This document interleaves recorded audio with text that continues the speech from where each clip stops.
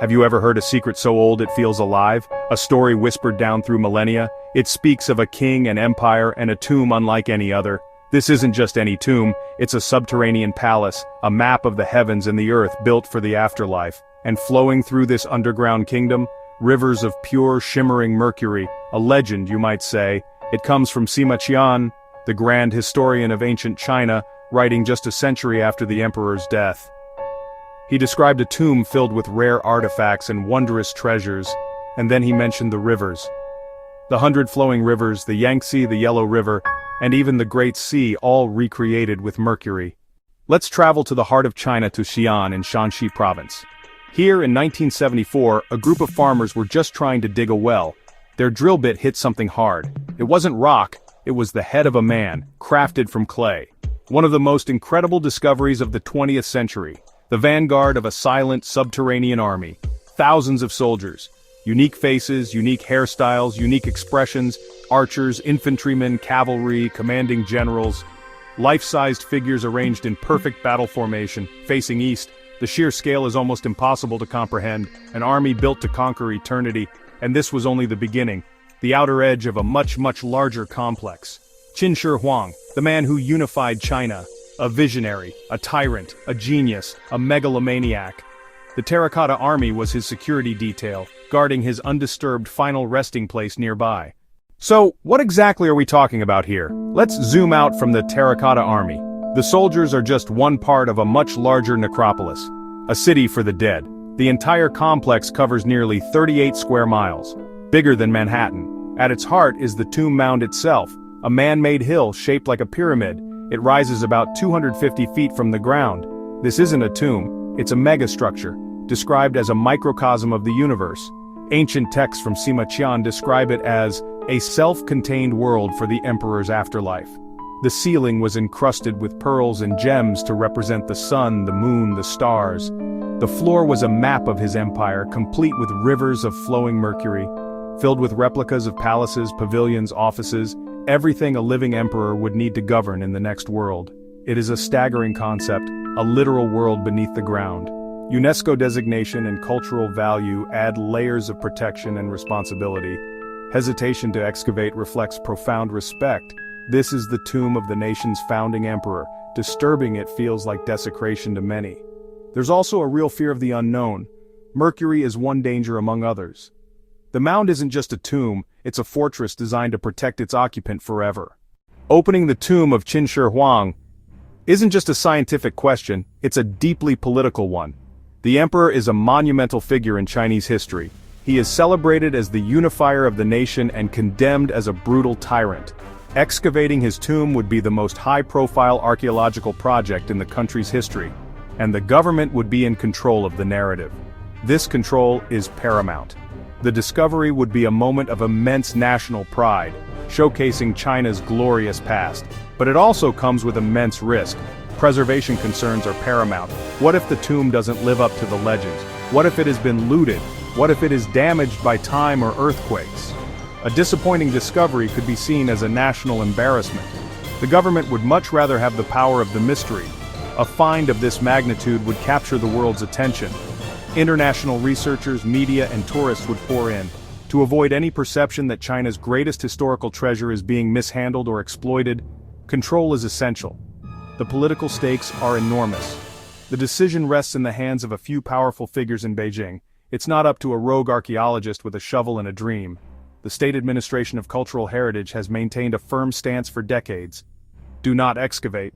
They cite scientific and preservation concerns, but underneath is the heavy weight of politics. For now, that symbol is more powerful and perhaps safer, left as a mystery. Why go to all this trouble? Why build an underground universe and guard it with a silent army? To understand hesitation, we must understand the mind of Huang. He unified China in 221 BCE. He didn't just call himself a king. He invented a new title, Huangdi, elevating himself toward divinity.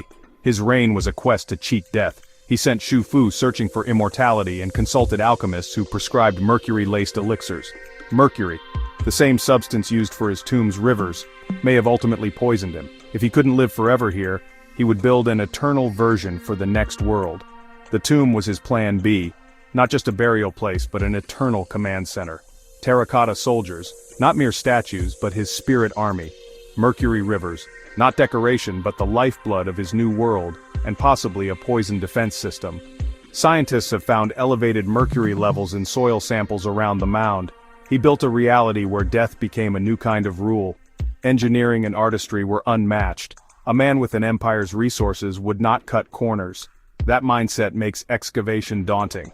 They aren't opening a grave, they are breaching a fortress designed by a self-proclaimed god to run for eternity, built to last forever and repel intruders. The tomb is the ultimate expression of power and paranoia.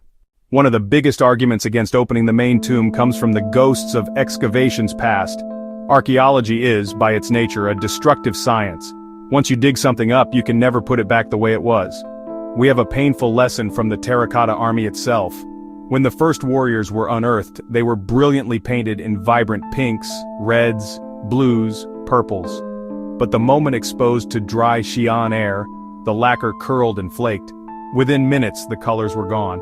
It was a devastating lesson. Chinese archaeologists developed new techniques and stabilizers, but the early losses remain a tragic reminder. What other fragile, priceless artifacts might be inside the main tomb? Silks, bamboo slips, lacquerware. Exposing them to air could turn them to dust in an instant. Look at the Egyptian example. While curses are hype, the archaeological damage was real. Hurried digs, inconsistent records, damaged items. By today's standards, the early digs were frantic treasure hunts that left a permanent trail of loss. Today the focus is on preservation and methodical data collection. The fear is repeating past mistakes on a grander scale. Chinese authorities are acutely aware of these risks. Their conclusion? We only have one shot at this. Until they're 100% certain they can preserve what might be found, the responsible choice is to wait.